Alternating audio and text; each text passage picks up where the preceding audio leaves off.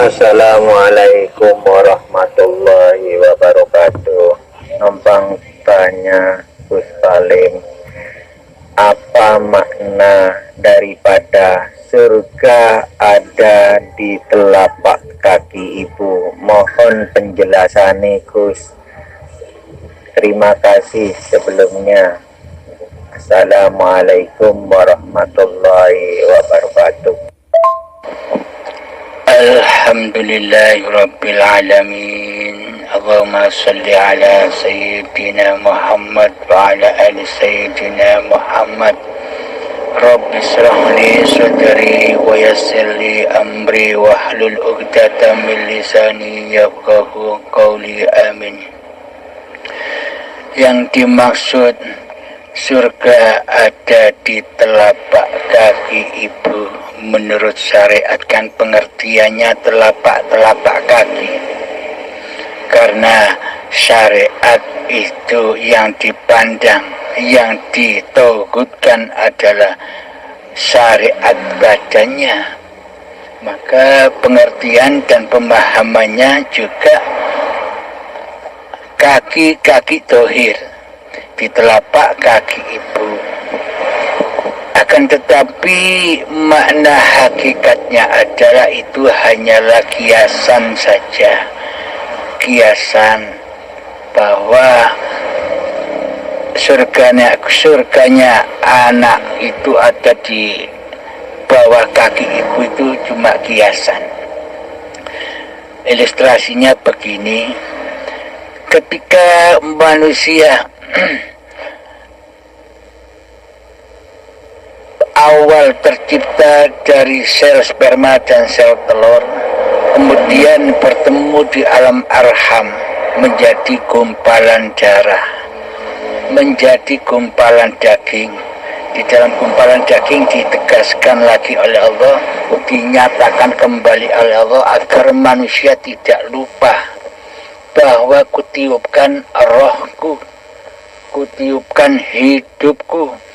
Diingatkan kembali bahwa hidup itu, bahwa roh itu adalah ruhullah, hayatullah, bukan hidupnya badan, bukan hidupnya manusianya. Ini penegasan Allah kepada manusia. Hingga menjadi janin dan bayi, terlahirlah ke dunia sebagai bayi yang suci. Kenapa dari gumpalan darah sampai menjadi bayi yang suci ini disebut suci? Karena bayi masih belum bisa mengaku-ngakui bahwa ini hidupku, ini badanku, dan manusia pun waktu itu tidak ada, tidak wujud, tidak hidup, dan masih gaib ke alam fitrahnya. Maksud alam fitrah inilah yang dimaksud surga di sisi Allah. Ketika menjadi gumpalan darah, gumpalan daging, menjadi janin, sampai menjadi bayi, di dalamnya kan penuh dengan proses-proses. Di dalamnya Allah membimbingnya, Allah menjaganya, Allah mencukupi semua kebutuhannya tanpa kita yang minta. Disitulah alam surga. Ketika di alam rahim ibu itu loh surga yang dimaksud di telapak kaki ibu itu.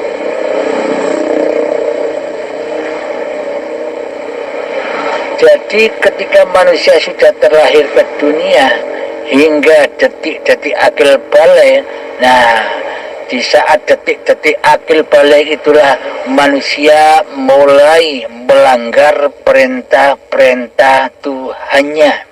Mau tadinya enak-enak di dalam surga, semuanya penuh dengan kecukupan tanpa ia harus berusaha, tanpa ia harus berikhtiar, tanpa ia harus bersyariat. Ketika masih di dalam surga, di surga tidak ada sholat, tidak ada puasa, tidak ada ibadah.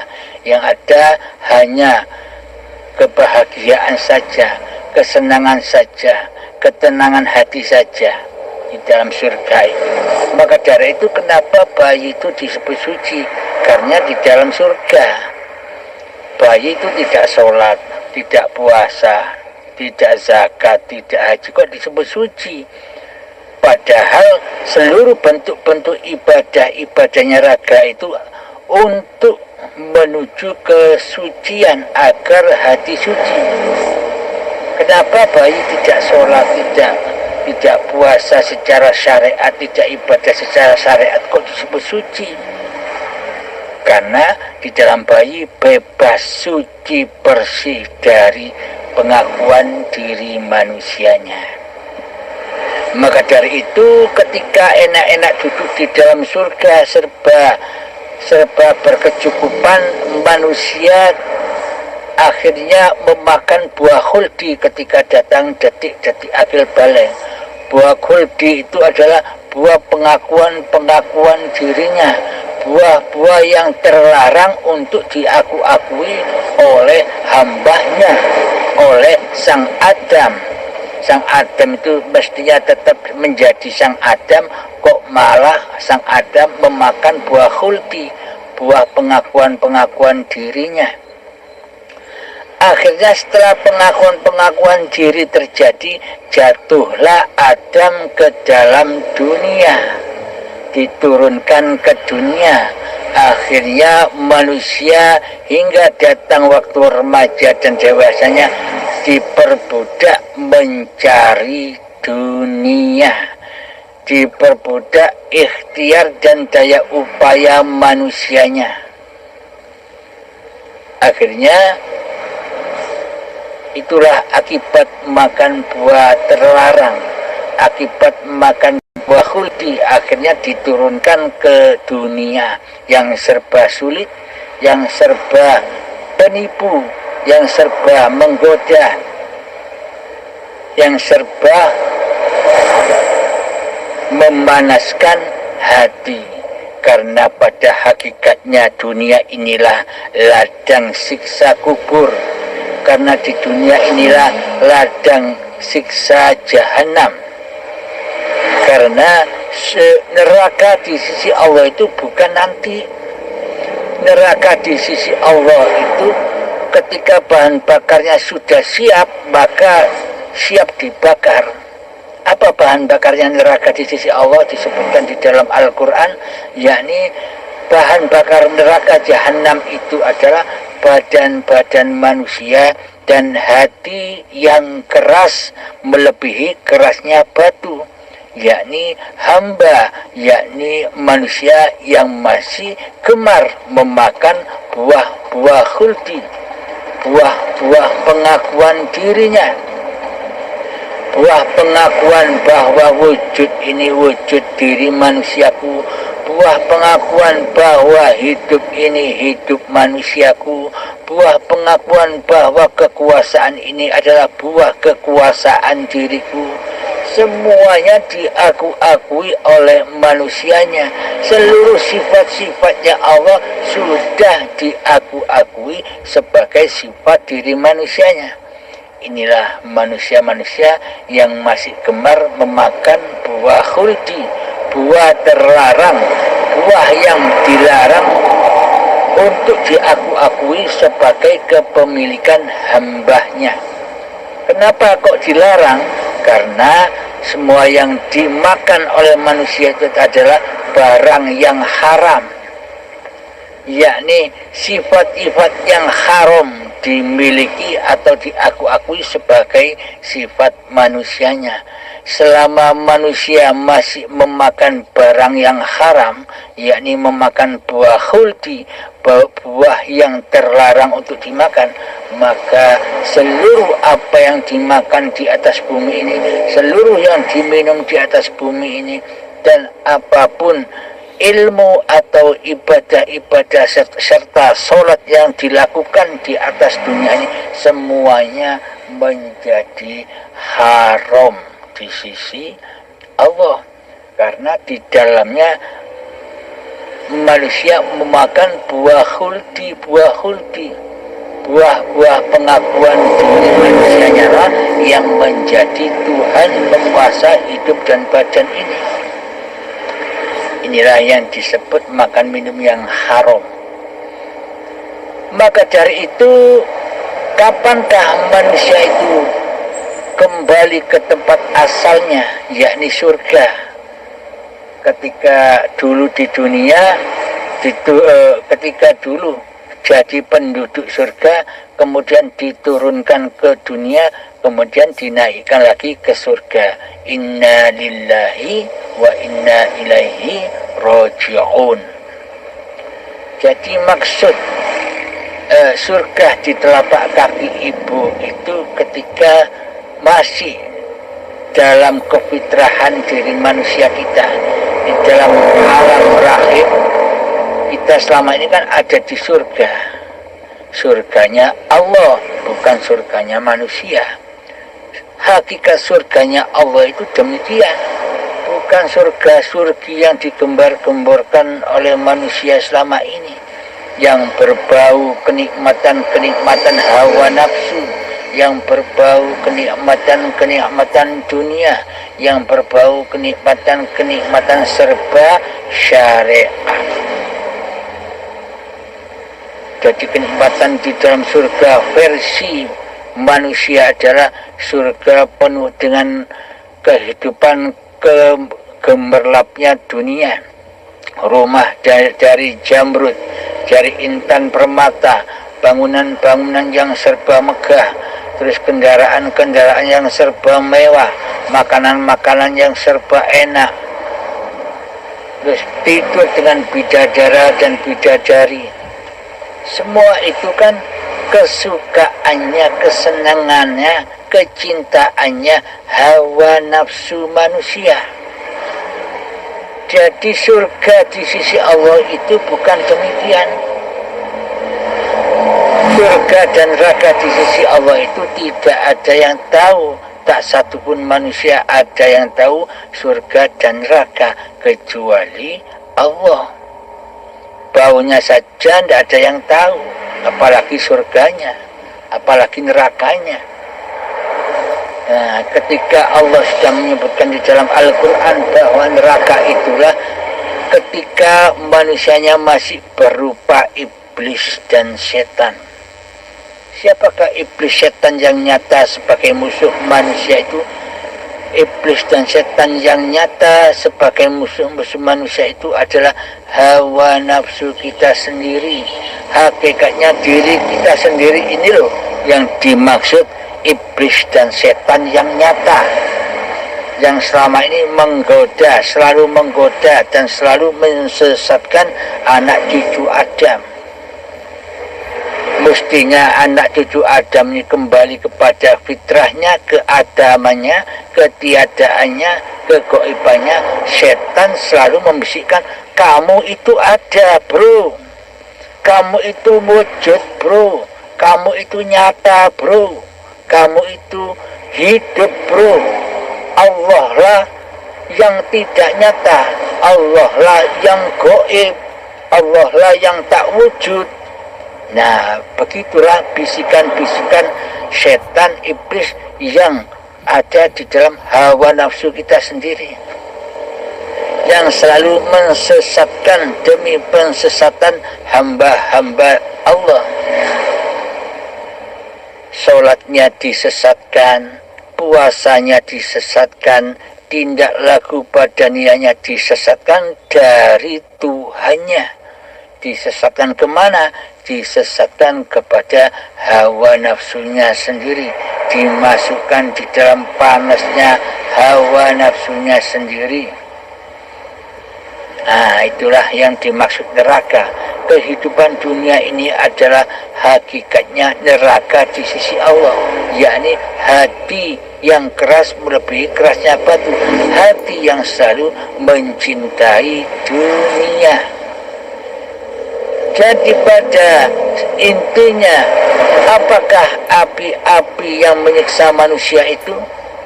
Api-api yang menyiksa seluruh manusia itu apa-apa yang paling dicintainya di hatinya? Pertama, kewujudan badan milik manusianya. Kewujudan hidup milik manusianya, harta benda apapun milik manusianya. Inilah yang membuat siksa-siksa dan api-api neraka di sisi Allah. Di mana dibakarnya? Di dalam hatinya. Hatinya panas. Di dalam kuburan-kuburannya. Terus lantas surga itu apa? Yang surga di sisi Allah itu.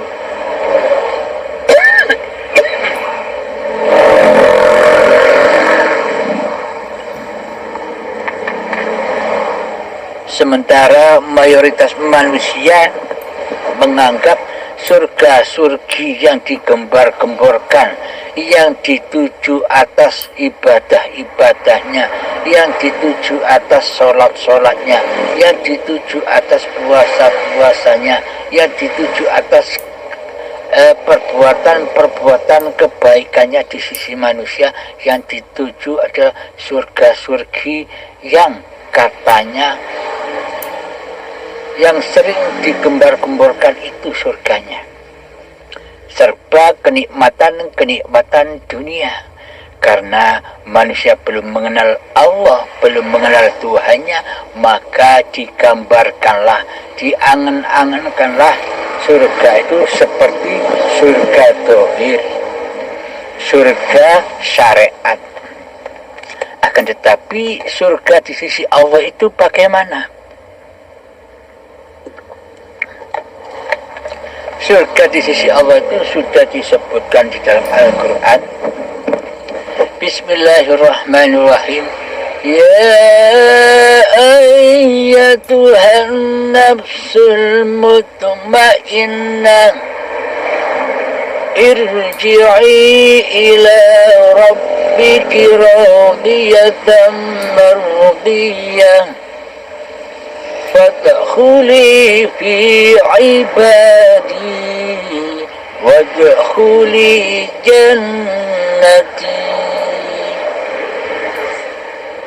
Ya ayyatuhan nafsul mutmainnah, wahai jiwa-jiwa yang tenang. Siapakah jiwa yang tenang itu? Jiwa-jiwa yang tenang itu adalah jiwa yang sudah terputus dengan dunia.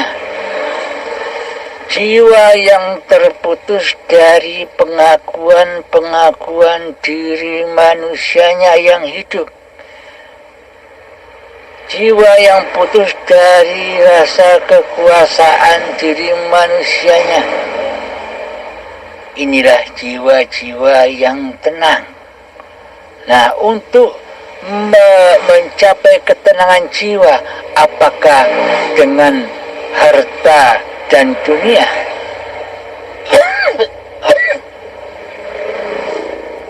Sesungguhnya harta dan dunia ini adalah hanya membawa kepada kesesatan dan kesesatan, menciptakan api-api yang panas di hati kita, dunia dan harta ini. Maka surga di sisi Allah itu syaratnya harus meninggalkan dunia, bahkan meninggalkan kewujudan dan kehidupan diri manusianya, baru akan masuk surga. Tapi bukan surga-surgi yang digembar-gemborkan selama ini. Ya ayyatuhan nafsul mutmainnah, siapakah mereka jiwa-jiwa yang tenang? Jiwa-jiwa yang tenang sudah kembali ke alam kefitrahannya. Manusia sudah kembali ke alam keadamannya, kembali ke alam ketiadaannya, kembali ke alam kematiannya sebagai wujud diri manusianya. Inilah alam yang fitrah. Inilah tanda hati yang tenang. Inilah tanda bahwa jiwa-jiwa yang tenang. Irji'i ila rabbiki radiyatan mardiyah. Kembalilah kepada Tuhanmu dengan rela dan dengan ridho, maka Allah akan rela dan ridho kepadamu. Maksudnya mati sebelum mati. Ketika manusia sudah mengenal hakikat dan makrifat, maka tugasnya adalah mengkiamatkan dirinya, mematikan kekuasaan diri manusianya. Dihancur leburkanlah langit dan buminya selama ini. Langit itu hidup manusianya, bumi itu wujud badan manusianya. Dihancur leburkan. Maksudnya dihancur leburkan itu sudah tidak diakui sebagai hidup dan badan manusianya, sebagai penguasa dan pemiliknya. Itulah yang dimaksud, kembalilah pulang kepada Tuhanmu dengan rela hati dan ridho, maka Allah pun rela dan ridho kepadamu. Wadkhuli fi ibadi, maka jadilah kalian semua hamba-hambaku yang mengabdi di dalamnya. Nah, ketika kita sudah kembali kepada keadamannya, kefitrahan diri manusia, ketiadaan diri manusia kita seperti bayi, itu loh yang disebut hamba-hamba yang mengabdi. Jadi bayi dulu, meskipun bayi itu tidak sholat, meskipun bayi itu tidak puasa, meskipun bayi itu tidak berhaji, meskipun bayi itu tidak berbuat baik, itulah yang dimaksud kefitrahan manusia. Itulah yang disebut ibadah di sisi Allah. Meskipun kelihatannya tidak ibadah, meskipun kelihatannya tidak sholat, tapi di sisi Allah bayi-bayi itu ibadah. Hatinya mengabdi kepada Allah, hatinya sudah nyata urip iki Allah, uripe Allah dewe. Maka yang terjadi atas dirinya af'alullah. Nah, hati yang demikian itulah yang disebut oleh Allah hati yang mengabdi kepada Tuhannya. Setiap tindak laku badannya, hati selalu mengabdi kepada Allah, bahwa hidup ini Allah. Hiduplah yang mempergerakkan badan, hiduplah yang mendudukkan badan, hiduplah yang memberdirikan badan, hiduplah yang mempergerakkan apapun yang badan lakukan. Inilah yang disebut mengabdi kepada hidup.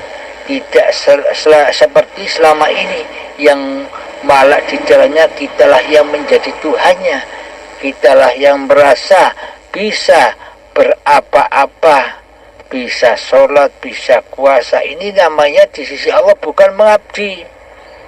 Karena apa? Ini adalah persekutuan, ini adalah kemungkaran, ini adalah kekufuran. Jadi dosa kufur, dosa keingkaran, dosa kepada Allah, yakni dosa yang paling besar adalah mensekutukan Allah dengan diri manusianya. Inilah dosa-dosa yang amat besar yang tak bakal diampuni oleh Allah hingga waktu yang ditentukan. Selama ini kita menganggap dosa-dosa yang seperti ini kita anggap sepele di dalam tatanan syariat. Yang dianggap dosa-dosa yang besar itu menyembah berhala-berhala dohir, seperti menyembah salib, seperti menyembah patung, seperti menyembah matahari, seperti menyembah bulan, seperti menyembah uang, dan seperti menyembah dunia. Dikira dosa-dosa yang besar itu hal-hal yang serba dohir. Akan tetapi dosa yang terbesar itu adalah yang ada di hati manusia. Ketika hati mensekutukan Allah dengan diri manusianya, ketika hati sudah ngaku-ngaku jadi Tuhan, bahwa hidup ini hidup manusianya, inilah manusia-manusia yang mentuhani dirinya sendiri. Inilah dosa-dosa yang paling agung dan tidak termaafkan kecuali Allah berkehendak atasnya. Maka dari itu apapun yang tergerak oleh badan-badan kita ini, ketika kita masih kotor, hati kita masih kotor dari kewujudan diri manusianya, maka selamanya apa yang kita perbuat juga menjadi kotor, bahkan bisa menjadi racun yang meracuni diri kita.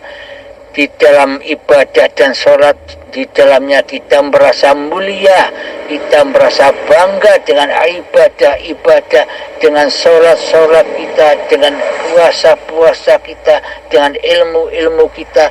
Maka dari itu akhirnya ibadah dan ilmu serta sholat itu menjadi racun bagi manusianya, tapi tidak terasa. Karena hati kita selama ini masih buta akan Allah, tidak terasa.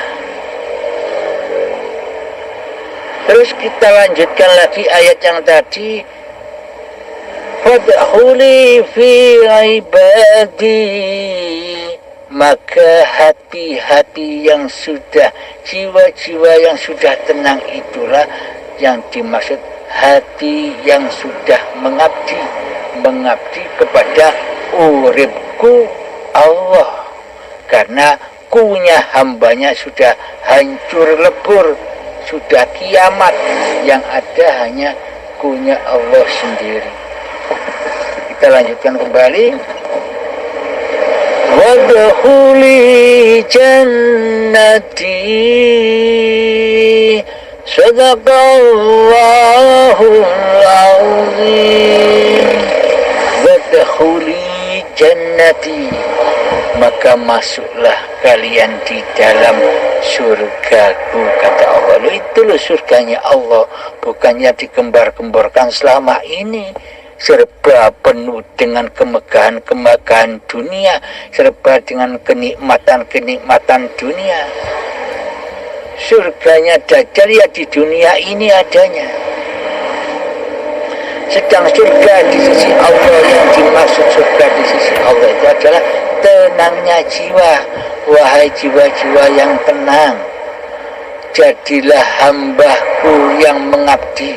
Setelah itu, bila sudah mengabdi, itulah yang dimaksud surga di sisi Allah. Ketika kita sudah menyadari bahwa hidup ini bukan hidup manusianya, bahwa hidup ini Allah, maka itulah yang dimaksud surga. Manusia sudah tidak bisa bersyariat lagi di dalamnya, karena semua kebutuhan manusia sudah disediakan oleh Tuhannya di dalam surga. Maksudnya apa? Ketika kita bekerja mencari rezeki, di situ bukan manusianya yang merasa bekerja, Allah lah yang mempergerakkan tindak lakunya badan ini. Ketika di hati sudah nyata Allahnya, hancur lebur kemanusiaannya terbalik. Dulu Allahnya gaib dan manusianya dulu yang wujud, ini berbalik, Allahnya yang wujud dan manusianya yang gaib. Maka disitulah apa yang dibutuhkan manusia dicukupi oleh Allah. Contoh, ketika kopi sudah nyata hadir di depan kita, apakah manusia bisa membuat kopi tanpa Allah? Berarti yang menyediakan kopi dan rokok, yang menyediakan makanan-makanan yang kita makan selama ini, berarti kan ya Allah yang menyediakan semua. Yang menyuapi dengan kasih sayang juga Allah. Tanpa adanya hidup, apakah tangan bisa menyuapi badan ke mulut? Kan tidak mungkin. Mana ada mayat bisa berjalan sendiri, bisa makan sendiri tanpa Allah.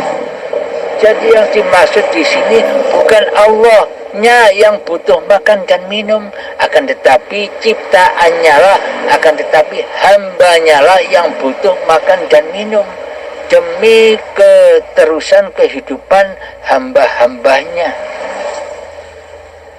Alhamdulillahirrabbilalamin. Itulah yang dimaksud surga berada di telapak kaki ibu.